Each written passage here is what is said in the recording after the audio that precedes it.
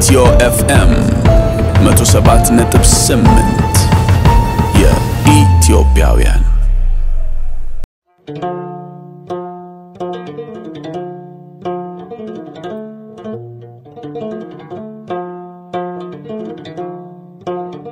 የሚያዚያ የታሪክ ሁነቶች እስከ መቅደላ መስዋዕትነት በተጓዡ ጋዜጠኛ ሄኖክ ስዩም የተዘጋጀ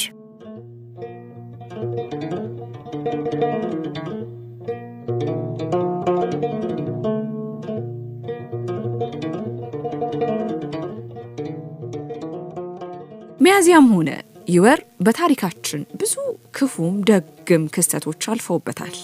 ዘመንን ተከትለን በየዘመኑ ሳይሆን ከዘመን ሁነት አንዳንዱን ያነሳን እስከ መቅደላ ጦርነት እንተርካለን።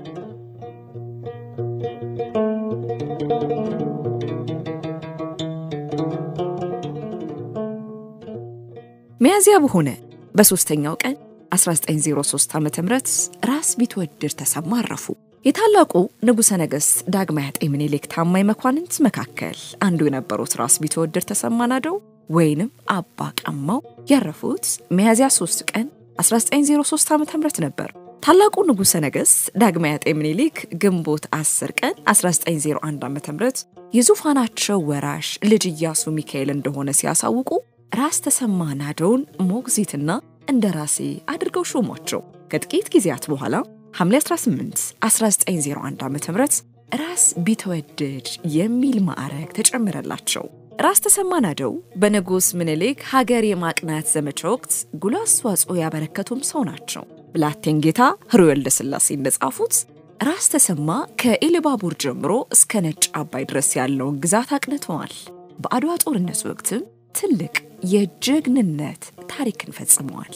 ራስ ቢትወደድ የሸዋ ተወላጅ ናቸው። በአጤ ምኒልክ ቤተ መንግስትም የታመኑ ሰው ነበሩ። የልጅ ኢያሱ ሚካኤል እንደራሴ ሆነው ቢትወደድ ከተባሉ በኋላ ብዙ ሳይቆዩ ሚያዚያ 3 ቀን 1903 ዓመተ ምህረት በድንገት አርፈው ሥርዓተ ቀብራቸው በደብረ ሊባኖስ ገዳም ተፈጽሟል።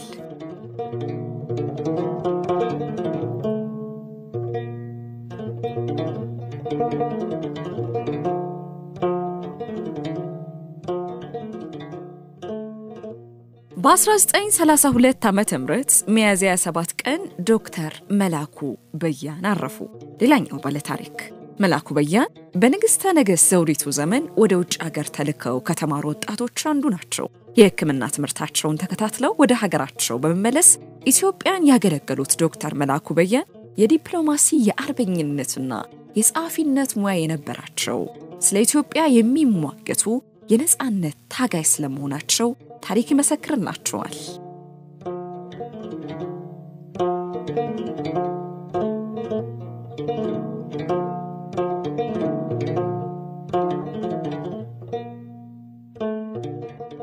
ሌላኛው የሚያዚያ ወር ታሪካዊ አጋጣሚ በአጼ ተክለ ጊዮርጊስ 3ኛ ደግሞ እንዲህ ሆኗል።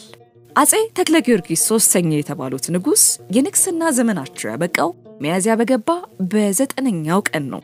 በ1787 ዓመተ ምህረት በተመሳሳይ የነገሱት በጎንደር አብያተ መንግስታት ቅጥር ነገስታት አንዱ የሆኑት አጼ ጊጋርም እንዲሁ በዚህ ወር በ1818 ንግስናቸው ያበቃበት ነበር። በርግጥ የሚያዚያ ወር የልደትም ወር ነው። ታላላቅ ሰዎች ያረፉበት ብቻ አይደለም። በ1868 ሚያዚያ በተቆጠረ በ22ኛው ቀን ንጉሠ ነገሥት ዘውዲቱ ተወልደዋልና አከራካሪው የውጫሌ ውል እንዲሁም በሚያዚያ ወር 25ኛ ቀን 1881 ዓመተ ምህረት ነበር የተፈረመው። የአዲስ አበባው ቅድስት ሥላሴ ቤተክርስቲያን ካቴድራል ግንባታ በወርሃ ሚያዚያ የተጀመረ የሚያዚያ ወር የታሪክ አካል ነው።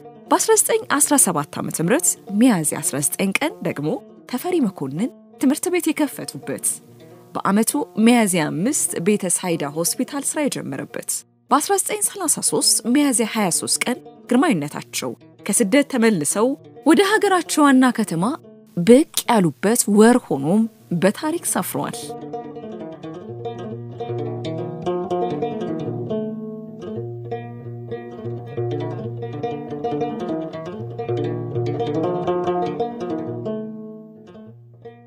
ሚያዚያ ሌላኛው የታሪካችን አካል ተብሎ ከኩነት ጋር የሚነሳው ደግሞ የመቅደላው ጦርነት ነው።